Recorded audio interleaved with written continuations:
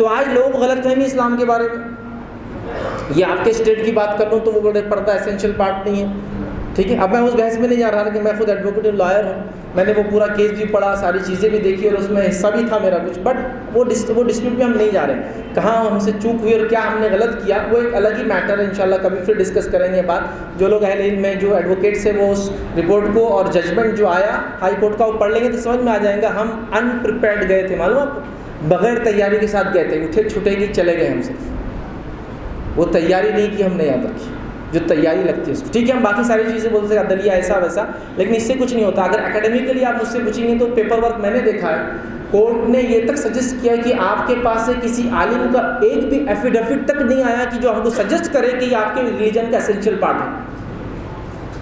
ये एकेडमिक बात बोल रहा हूँ मैं। अब वो हवाई बातें, मीडिया की बातें, सियासी बातें तो वो जोश वाली रहती, हमारे खिलाफ है ऐसा है, लेकिन फैक्ट्स ये याद रखिए।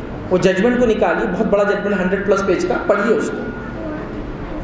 तो हम अनप्रिपेयर्ड गए, प्रॉब्लम ये था। और छोड़िए, खैर वो मसला वो एक अलग चीज़ है, लेकिन हमारी तैयारी नहीं थी, बोलना ज़रूरी था ताकि कौम समझे। हर बार सिर्फ लोगों को कोसने से मसले का हल नहीं निकलेगा, कुछ तैयारी हमको भी करना पड़ेगी, याद रखिए। जब हक के लिए हम डट जाएंगे, अड़ जाएंगे ना, तो लोग अपने आप को बदलेंगे, याद रखिए। जब हमने सोच लिया यहाँ कुछ हो नहीं सकता तो फिर कुछ नहीं होता, क्योंकि आपकी नीयत अल्लाह के साथ गुमानी गलत था जाते वक्त।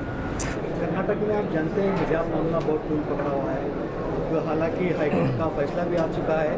क्या मुस्लिम लड़कियां बिगर हिजाब के कॉलेज जा सकती हैं? देखिए, जो मुस्लिम लड़कियां, जो हिजाब का मसला है, मैं जहाँ तक कर्नाटक हाई कोर्ट का जो डिसीजन जानता हूँ वो सिर्फ इस हद तक है कि वो एजुकेशनल इंस्टीट्यूट्स और इदारे जिनके अंदर ये कंपलसरी वहाँ है, सब जगह नहीं है। तो अगर कोई एजुकेशन इंस्टीट्यूट इस चीज़ में रियायत देता है तो वहाँ जाने में तो कोई मसला ऑलरेडी है ही नहीं, याद रखें। तो ये कुछ इदारों का मसला है, पूरे इदारों का नहीं। और ये गलतफहमी जो लोगों को ये है कि सारे मुसलमानों को हिजाब बैन कर दिया गया, वैसा भी नहीं है। ये सिर्फ इंस्टीट्यूट में पर्टिकुलर जो गवर्नमेंट है, एफिलिएटेड है, या उसकी जो भी कैटेगरी आपकी उसके लिए है। तो मैं गुजारिश ये करूँगा कि अगर वो मजबूर करते हैं, और यहाँ हिजाब का मसला नहीं, उसका आपका मसला याद रखिए, तो अगर वो मजबूर कर रहे हैं तो जाहिर सी बात है फिर आप अगले साल से कोई दूसरे इंस्टीट्यूट में बहरहाल एजुकेशन गेन करें।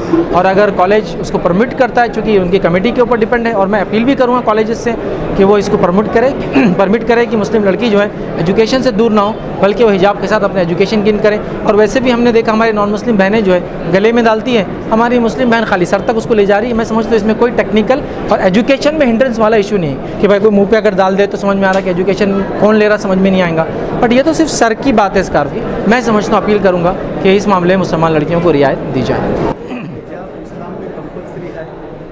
देखिए, हिजाब जो है इस्लाम का इंटीग्रल पार्ट है और एसेंशियल पार्ट है, याद रखिए, मतलब ज़रूरी चीज़ है, याद रखिए। ये बात हमको ट्रेडिशन से मिलती है, प्रॉफिटिक ट्रेडिशन। रशीद मोहम्मद सल्लल्लाहु अलैहि वसल्लम के समय में ये हुआ, कुरान ने इसका हुक्म और आज्ञा दिया, और 7 मुकामात पे तकरीबन इसको हिजाब, जिल्बाब, खिमार, अलग अलग नामों से इसको खिताब किया गया। तो लिहाजा ये इंटीग्रल पार्ट है मुस्लिम कम्युनिटी का।